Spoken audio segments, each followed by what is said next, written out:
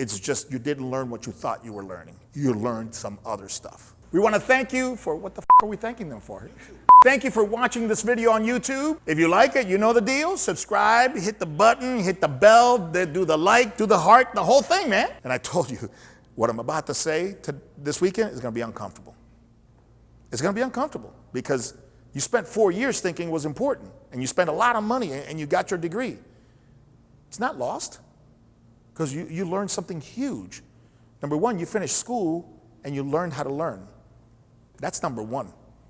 Okay? And you did have to take your social sciences. And I wish I would have talked to you before you got into college so you would have gotten a little bit more out of the social science than you probably did, because you probably thought it sucked and you, God, I got to do this paper and run through it, instead of taste the reading assignment a little bit, you know? I wish I would have gotten a hold of some kids in high school, but no problems.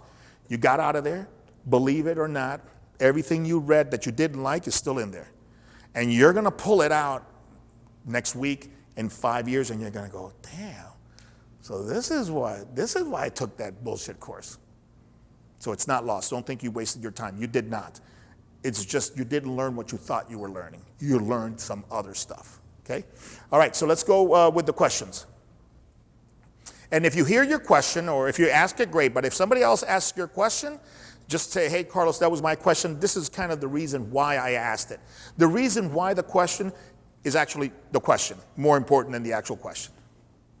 All right, who goes? Is there a situation where you would ever incorporate single leg training again versus staggered training? Very interesting questions. You know, I'm kind of moving away from the single leg stuff. That doesn't mean I'm not unilaterally loading. I am unilaterally loading, but the emphasis that I used to put on single leg stuff is not there anymore. So when would I do single leg? Basically, when somebody has such mastery of a single leg where we're not even dealing with any balance. How do you know that? If the weight has to slow down or you have to stop to get your balance, you're already spending good money on balance that you don't need. Why don't you need that balance? Because you're trying to develop static balance to control dynamic balance, and they're not the same thing, because dynamic balance uses a bunch of physical qualities: tangential acceleration, centripetal force, conservation of angular momentum, and stuff that I just said, and stuff that I didn't say, and stuff that I don't even know about, that stabilizes things. Something as simple as spinning a basketball and spinning it on your finger. That's able to spin because of the right-handed rule of angular momentum. Means if something's spinning, like your fingers, there is a pull down the axis that keeps it up, okay? Angular momentum. That's the thing that keeps it. But you have a skater stays on a skate. A child stays on a bike. A surfer stays on a surfboard, not because they have static balance, because they're able to utilize all these physical qualities to stabilize them. You're not going to learn that in static balance. So if you say, okay, for here, then why do this, Carlos? Well, for the 7 frame. We still need this kind of stability. We don't want to put our feet on the ground and this thing collapse. We don't want that. Why? Because as soon as it collapses, if the brain finds out, and it will find out through the receptors, that this hip collapsed, boom, boom, actually it won't even probably go to the brain. It'll probably do a spinal reflex, bam, and inhibit above and below so you don't blow the joint. Okay, so the reason that I would do single leg is for the 7 frame. Period, end of story. Can I do the 7 frame on 2 legs? Absolutely. I'll go 90% and I'll just do this. And if this allows me to use 90 pounds instead of 70 pounds, then the question is, do you want 90% of 70 or do you want 100% of 60? There you have it. Do you want 90% of, 75, or do you want 100% of 60? And you want 90% of the larger number. You can do a lot more work, you can do a lot easier reps, and the hip gets it. Got it? So that's the only time I would go to a single leg. If there's so much balance where balance is not an issue, B, 7 frame. Next. Okay, I had, could you offer any ideas on new or different cues when teaching a hip hinge? Hip hinge. Do I have any cues? I'm not a real, oh, I'm sorry. Mentally I had the hip thrust because I know we have a hip thrust thing. The hip hinge. My favorite cue of all time is slide. Butt back and slide your hands down your thighs. I have used that one and it usually works. Now you do find these here. Cool, because you're going to find people where you say, raise your right hand, and they're going to go like this. And they're here. They're here. And thank God they're here because they come to Cincinnati Functional Fitness and they pay you their hard-earned dollars. And you know what? You're in a great position to help those people because if you didn't help them, what would happen? All right? So if that one doesn't go, then I go to the 45-degree bench and I put them. And I see if I can get them to isometrically hold at 45. Okay, because why don't they have this? Well, it's probably a connection, a wiring connection. But if there's a wiring connection problem, then there's got to be a strength problem because if you can't call, they can't work. So my whole thing is, okay, there's no calling going on. And if there's no calling going on, there's no attention going on. If there's no attention, there's no strength. So why don't we right now start developing strength in the posterior chain? Okay, so if they can't hip hinge, I'm not going to go and spend 20 minutes teaching them hip hinging, getting everybody all frustrated. Hey, do this. And they go like this, like this. And you go, good job. All right, now. And then what you do is you sit them down and you start rowing them. So you start firing the back. Okay, I'll start doing reverse hypers. I'll just start hitting the back. Just start calling on the back. Call on the back. Call on the back. And then the band or cable deadlift is another good one because it's a natural from here. If they're here, they already know what it is to be pulled. The more they get with dumbbells and barbells, the more dangerous it gets. When you're being pulled, the lower you get, the safer it gets. Yet your glute and your hamstrings are still getting shellacked. So how nice is it that you're hitting the part of the posterior chain that you can hit, and the one that could be acting up, like the lumbar spine and the low thoracic spine, that one, hey, go and act up all you want, because no matter what you do, you're not going to get hurt, because I'm not displacing anything. I'm tractioning you. So those strategies, and I can't tell you, first I do this, first I do that. I can tell you, this is my first one. If that doesn't happen, I'm going, all right, cool. Here's the assumption. No calls, no response, no work, weakness. Good. Those are all reasonable things to think about.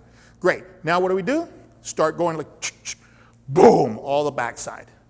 Bridges in there. Extensions on the stability ball. Nobody's ever gotten hurt doing that.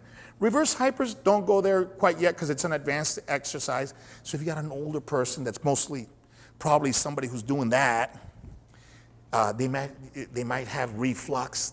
So putting stuff here hard may bother them. And especially that reverse hyper is where you put most amount of pressure. Okay? So that and my rowing. My rowing, standing automatically lends itself to, hey, can you reach forward? And then I can stop him here. I can stop him. He goes ugly. Okay, great. Right here, hold up. Can you give me your chest out? And then, chest out, they might do this. Okay? No, that's good. Now, let's try. Okay, if I'm in front of you, show me the sign on your shirt. I'll start doing, because for him, chest out, he goes boom. For him, chest out, I don't know, maybe that. So I'll start talking. I want to see how they interpret what I'm saying. And there's no strategic, first try this cue and try that, because you get them all shapes and sizes. So start yapping at them. And do exercises that they can't get hurt. I just named a few. You ever use a dowel rod for RDLs to keep their shoulders back? Never. But look, because I never use it doesn't mean it's not good. If it's something that you have used with success, then use it. If it's not hurting anybody, use it. Me, I think it's kind of silly, but that doesn't mean it's silly. because, you know, I like salsa. I think it's great music. Somebody may say, no, it's rubbish to me. So is it good music or is it rubbish? Well, it depends on who's listening. So exercises are the same way, as long as they're not dangerous, and that would never be dangerous. So if you feel that a dowel over here and this, if you feel that it helps you and you can coach it and you're getting what you want out of people, by all means use it. Can you? Yes. Will you in all people? No, because of the genetic. You're back to genetics. I've worked with figure skaters where I've had to pull back on metabolic legs, females, because they were former 800-meter sprinters. So they already had the combustion, and I hit them with metabolic legs, and her thighs just went boom. She goes, I can't have this. I'm in China doll land, I got to be 115 because she was kind of tall. She was like 5'6". At 115, she's real tiny, but she had 2 wheels that were like belonged on trucks. And I could say, you're right. I mean, I think you look wonderful, but if this is the whole figure skating thing and you got to be tiny, I can see. So we're down to 1 set every 2 or 3 days. Mike Flynn, 315, former center for Baltimore Ravens. He lived on them. He lived on them. Once our big guys actually start doing, they weigh so much, 273, you can get a lot of hypertrophy stimulus out of them. And they don't bang their bodies because they don't have to squat 400 pounds. They don't have to squat 300 pounds. And if you tell a big guy, hey, you don't have to, and they don't like to squat, they're like, who do I pay? If they're like this guy that loves to lift heavy stuff, then, you lift heavy stuff with him. But even if he comes to me and he's a power lifter, guess what? He has to lift heavy stuff, okay? But if he's a football player, part of my coaching, okay, part of your coaching, and it happens at all levels. Coaching could be about lifestyle. Coaching could be about nutrition. Coaching could be about how you see exercise. Coaching could be about punctuality, dedication. It could be, this environment here could take on anything. So part of my coaching to this young man is like, dude, let's say that he looks like a, defensive tackle, dude, you already play a sport that's tough enough, all right? You're huge. Let's work on your athleticism and being sharp the entire game so you can do what you want in the fourth quarter to this guy that's getting tired. I don't think pulling 660 versus pulling 400 is going to matter. Okay? He says, oh, I want to break 700. Okay? I can't have a fight and say, well, I'm not going to be your coach. Okay? All right. And then just talk and talk and talk and talk to see if I can talk him out of pulling the 700 or the 600, okay? Because he's a defensive tackle. He doesn't need to do that. And when he's 60, he's going to be thanking me. That's part of the coaching. And that's what I would be doing. That's what I would be doing. So you have to look at what you're doing, why you're doing it, and ask 3 whys and 3 whats. Because they'll come in. You know the parent. My kid's in-home schooled, and he's a tennis player. Practices in the morning, at the night. We have them in Boca. They're going to win Wimbledon for sure. Kid probably hates tennis, but anyways, dad loves it an awful lot, or mom. And you gotta ask. Oh, they gotta do plyometrics. He's got to do plyometrics. He needs strong legs. And do you guys do cleans? Do you guys do Olympic lifts? Because he's got to do those too. Because he's not explosive. So we got to say, okay, what are we trying to improve? Tennis. Okay, and then I get him talking to me. What part of tennis? What is it? Changes of direction?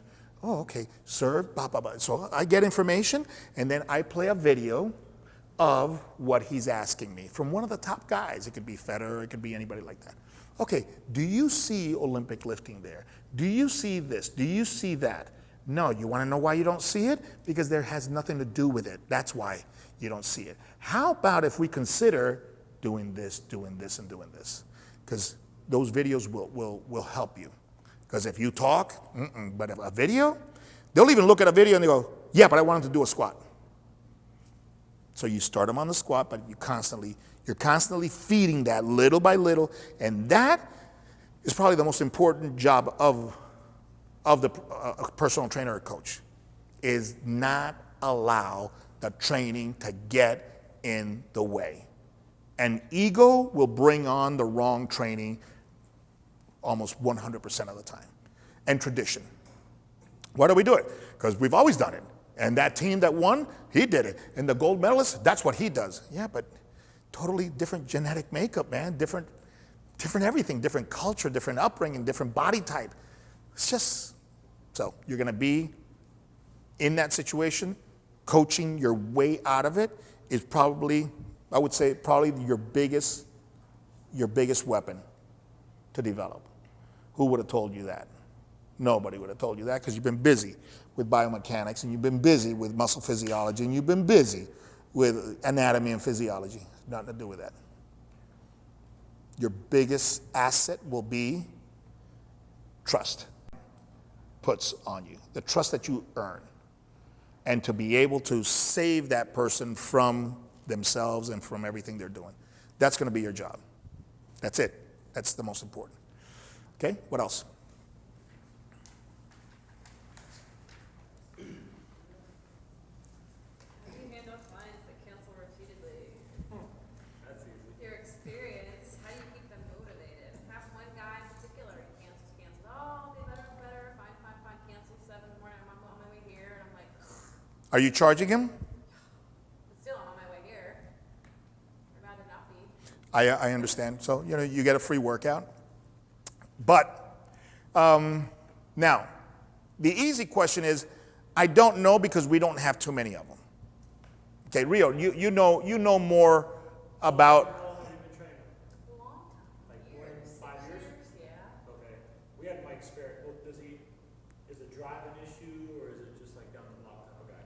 Is it like more than? He's right down the street. Okay. He used to be like, oh, I can't make it, sorry, charge me. Okay, well, what I did with my guy, granted, he was an hour away from us. We don't have a lot of clients that's in a 3-mile radius. It's like we have people come from an hour and a half, hour, 5 days a week, 3 days a week, 4 days a week, and he would continuously. First time, and then he'll do a second time, stop on the rest, third time, I'm not even asking questions, you guys already know the policy. He got down to his final session, I said, the only way you renew, you gotta do these 12 sessions. If not, keep your money, I don't want it.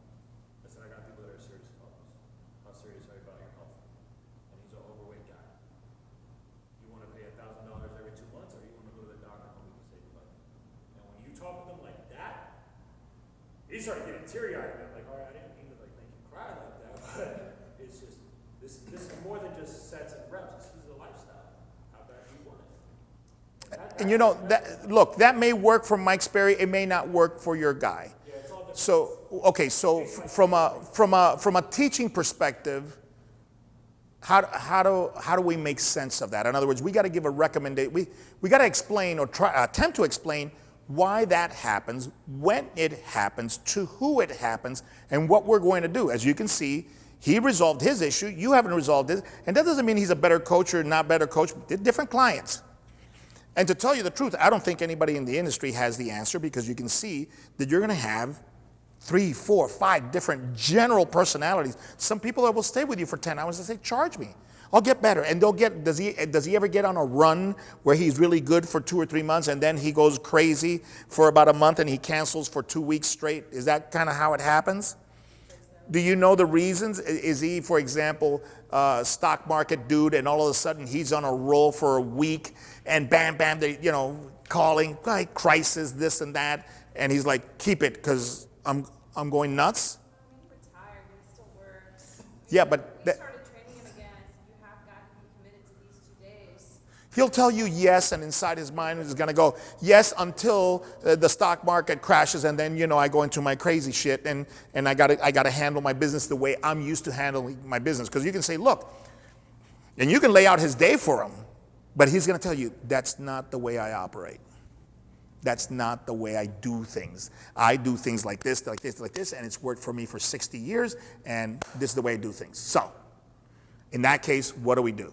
Okay, my first, if I didn't know you, I would say, how bored are you with this client? Because it's going to reflect, life reflects you, and like attracts like. Okay, so, but I know you, you're not the canceling type. So we might have a legitimate guy who's got a legitimate reason why he goes on his crazy shit streak. Now the question is, how do you feel about it? Forget the guy. How do you feel about it? Because at the end of the day, you're the one asking the questions. Well, it's like not respectful of my time, or. But it is, because he's paying you. Well, yeah, but I'm already like pulling in the driveway. But he's paying you. 7 o'clock, sorry, I'm not there. But he's paying you. He wouldn't respect your time if he wouldn't be paying you. But he is paying you. Because we already have a package. I mean, Okay, so saying I don't care, basically.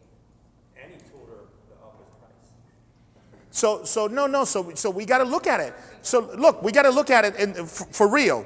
This guy here respects the living daylights out of you. If not, he wouldn't give you free money. For years. So he loves this place, and he loves you, and he loves this place. That's the truth. And I can understand that it bothers you. I mean, it bothered me too. So this has to do, see, this is why I have to know the question. This has nothing to do with the client. The client has already made his statement. I love you, I respect you, keep the money, I got my own shit, and I accept it. The client has accepted his own shit, she hasn't accepted it. So see, the question is not the question. So I can decide either just to say I am no longer treating you. Or It's bothering you more than it's bothering him, which is the crazy shit. I don't know, because he's always like my shoulder, my back, my neck. Well, that's the pain is bothering him, but not that he's missing the thing and paying you for it. He never complains and says, you know what? Yesterday, I hate being indecisive and I hate canceling. He doesn't come in with that problem. He comes in with the. He's doing donuts for us, probably. He might be the same client. He might be in both. All right. So the question is, Allison, what do you want to do about it? It has nothing to do with the guy. It has everything to do with you. He's paying you for your time.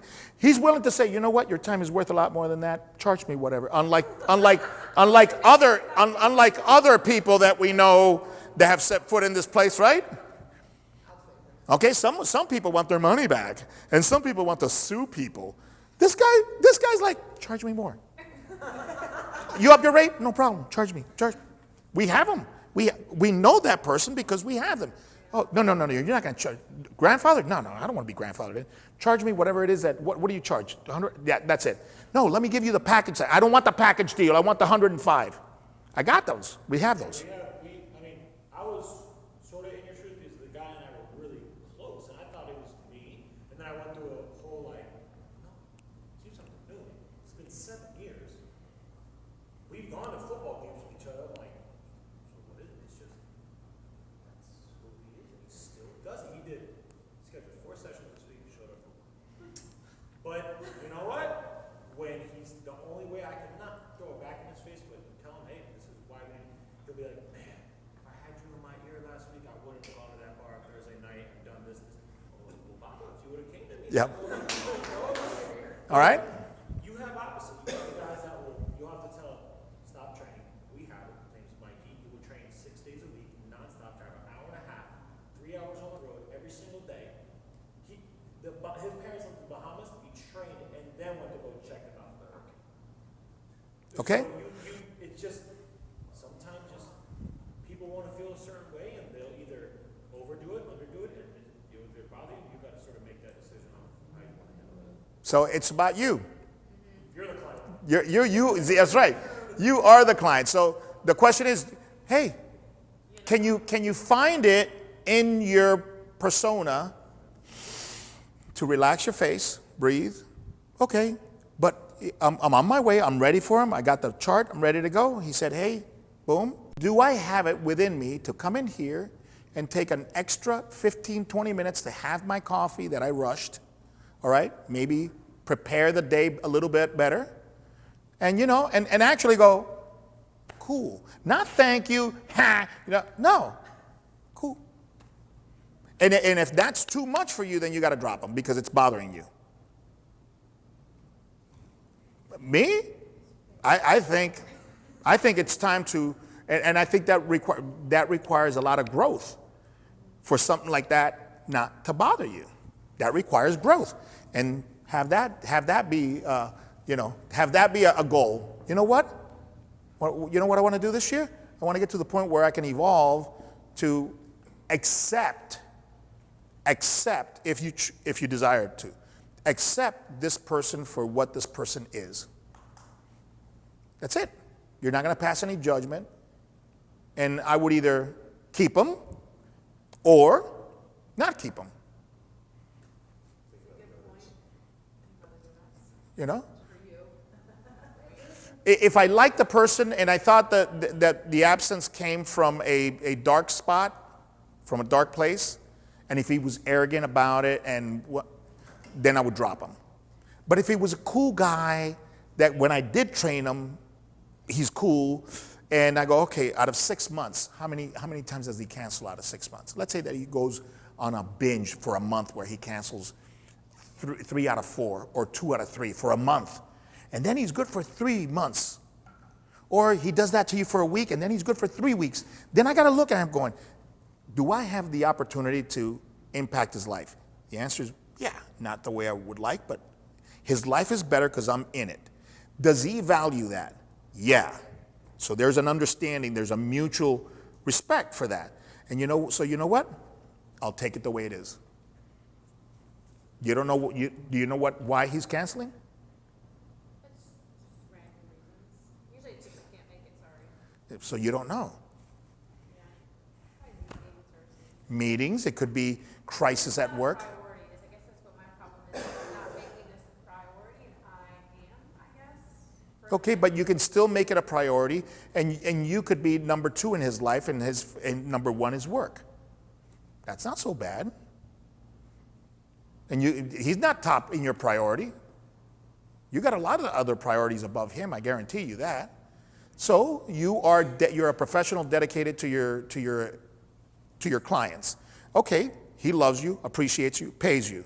He's got an erratic thing going on in his life. You either accept it, and that's just him. And you're probably training him more than you think you are in terms of the adaptation. Not as much as you would like, but he can still probably run a 5K because he's here, because of you. Can he walk a 5K? Okay. He plays tennis every day. Well, Jesus Christ. Do you think he could play tennis every day without an injury if he didn't come in here the 3 measly weeks that he comes in here out of the whole month?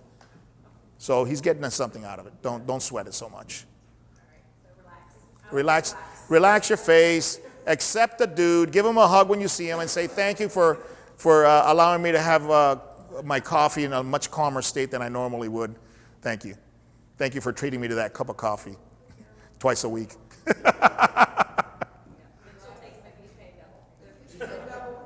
That's it.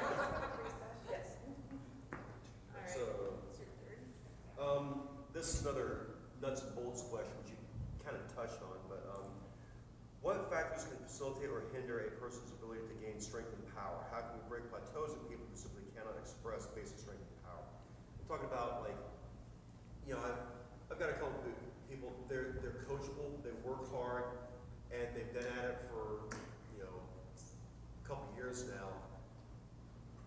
We're not getting stronger. And it's like, you said you can't throw something slowly. Yeah, you can. I mean, it's just like... Yeah, you got these people that can do it, right? You're like, how'd you do that? And actually the ball goes slow this way, like a balloon with helium, right? Well, think about something you're mad about. I don't really get angry. Things like that. Can you stress the organism to force an adaptation? You can move the genetic genome a little bit up and a little bit down. You just can't transform it. You can't transform it. This guy's never going to be a speedster. He's never going to throw the ball the way you throw it and the way you want him to throw it and the way you know he could throw it if he put a little effort. He can't because he's not wired. Wired A is going to terminal B on this one, not going to terminal A. It's going to terminal B. And it's a different wiring concept. And it's... She's a runner. She has the whole, run,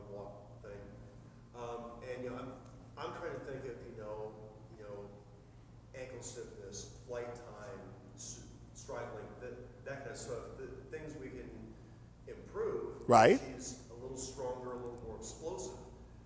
I mean, just a little bit. Okay. But I'm just like, But you said you've made improvements. You said you've made improvements. some, yeah. Okay, well, wait a minute. Did you make improvements? Yeah. All right. So you've made some improvements. Beat my head against it forever. Well, because your idea of some improvements may be 100 units. Her genetic makeup, all in all, plus her sociology, her history, everything, might have a potential of 60 units. It'll never be the 100 units that you know because of your genetic makeup, because of your inclinations. That's not the animal. You're dealing with a different animal, man. You want to run like an impala, and she's a sloth. And okay, can you make the sloth a little faster? Yeah, now he's crawling much faster. Yeah, but I want him to run. Dude, this dude is not even going to trot for you. Do you understand that? It's going to be a fast, and that's it. You've made a blazing fast sloth. Done. And for you to try to break the plateaus, you will beat the ever-living shit out of her morphology, and then she'll sue you for arthritis and whatever else and any itis that you're gonna cause, because you will cause that, trying to break that genetic limitation. And for what? What does she do? How old is she?